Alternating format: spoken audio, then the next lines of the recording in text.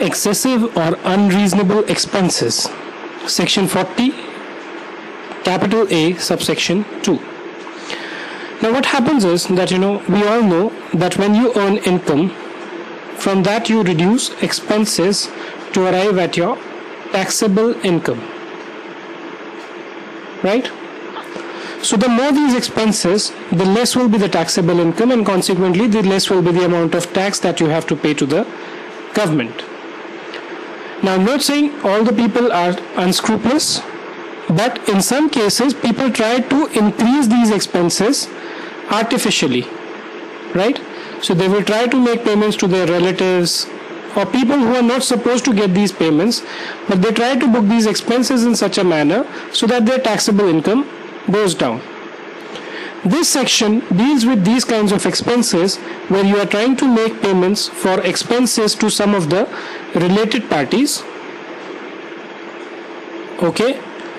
And the tax officer believes that whatever services you've taken, so let's say you have a relative who's a graduate and you pay him salaries of 500,000 a month. By any standard this amount is unreasonable, right? So for these kind of situations where you are making unreasonable payment vis-a-vis the services that you are getting, the tax officer has a discretion to disallow a part of this payment. So if he believes that the graduate should get only 50,000 a month, then he will disallow the balance, which is 4,50,000. This section is meant to cover cases like this where the assessee makes a claim which the assessing officer believes is unreasonable, okay, and he's making payments to some related enterprise or related concerns where he is in a position to exercise influence. Let us now see the section. Assessee incurs expenditure. Again, note this is only in respect of expenditure, not for capital payments, which is paid or payable to a specified person. Now this specified person will depend on what is the assessee. So if assessee is individual, the payments to relatives. If it is a company, payments to director or their relatives, or as the case may be. And having regard, AO considers that such expenditure is excessive or unreasonable having regard to fair market value of the goods, services or facilities for which the payment is made. Okay, so what is happening here is you are incurring an expenditure, you are making a payment to a specified person, right? And the AO believes that this expenditure is excessive, okay, or unreasonable. Like I told you, you pay 5 lakh to a graduate, a monthly salary, right? Having regard to, and he will consider what are the factors which the AO will consider: fair market value of the goods. So if you purchase, let's say, a pencil for 5,000 rupees, right? So the fair market value of pencil will be 10, 15, not more than that, right? Services, the graduate services which we spoke about, or facilities for which the payment is made. So there's a comparison between, what are you receiving and what are you paying, right? So having made that comparison, if the AO believes that the payment is unreasonable or legitimate needs of the business, so you don't require the services of a chartered accountant, right? But someone hires a chartered accountant who is his relative and makes him a payment of XYZ. So a small business may not require them, right? Or benefit therefrom to the assessee. So whatever is the benefit that you get by making a expenditure or a payment to this person, if it is unreasonable, then what will the AO do? In such a case, expenditure considered excessive by the AO shall not be allowed as a deduction.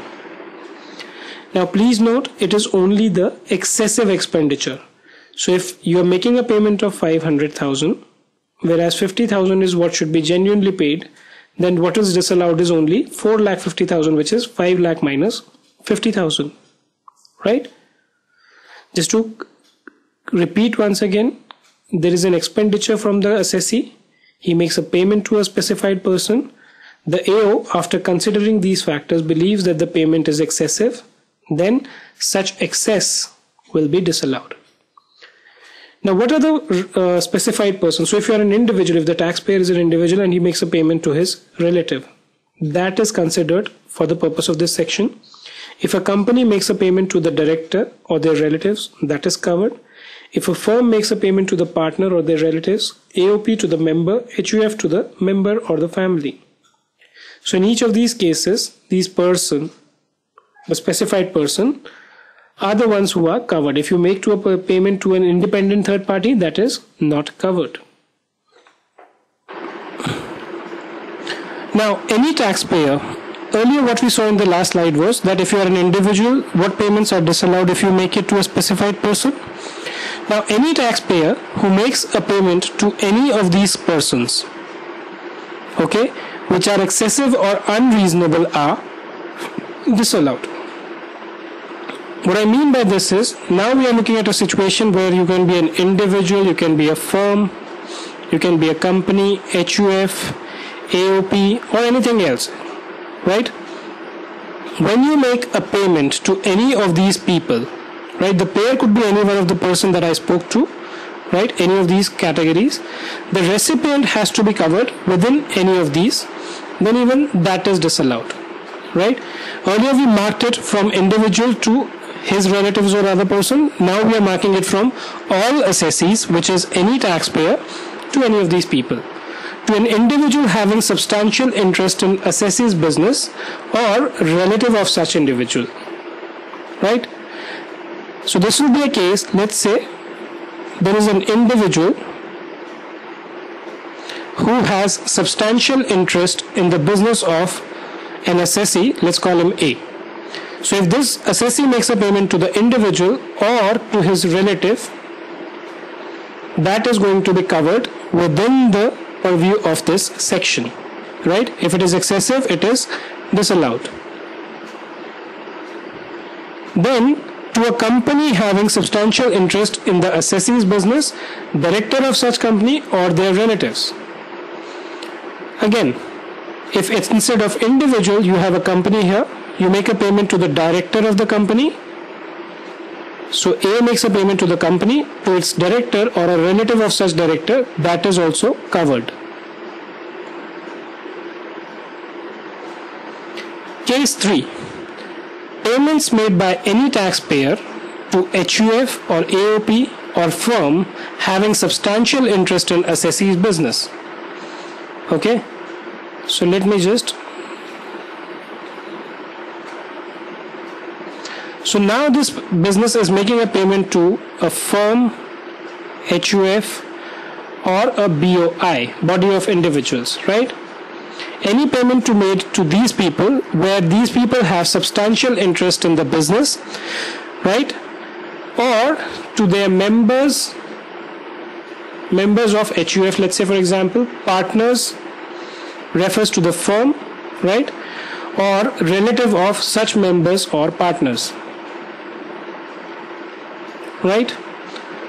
Fourth, company whose director has substantial interest in assessee's business.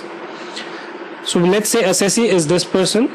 There is a director of company X. Right? This director has a substantial interest in assessee's business. If this business makes a payment to a company in which this guy is a director, even that is covered. Right? Or let's say this company has director 2. Payment by this company to this director is also covered. Or relative.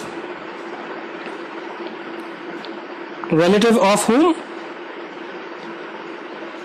Director of such company or relative of such directors. So a relative of such director is also covered. Right? Firm, HUF, AOP, one of whose member or partner has substantial interest in the business of the taxpayer, or payment to any other partner or member of such concern. Again, firm, HUF, BOI, right? There's a person X who has substantial interest in business.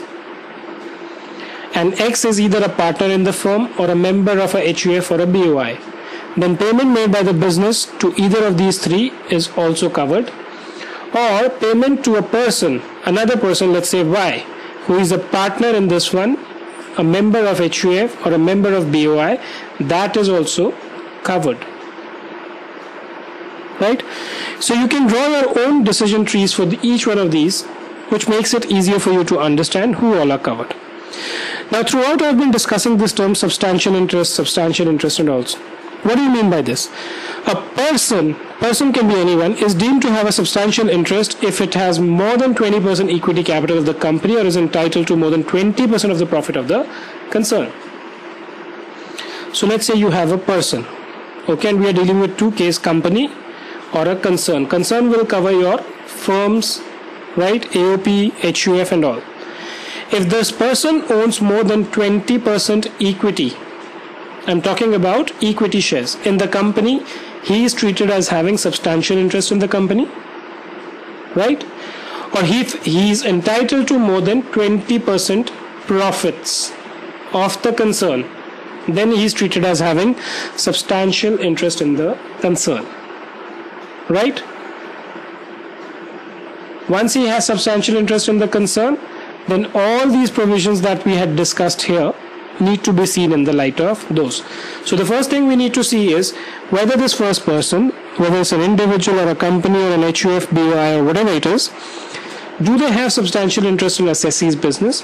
If yes, then we see whether payment is made to any of those specified people, and that when that is true, then we see whether it is excessive or unreasonable, in which case it might be disallowed.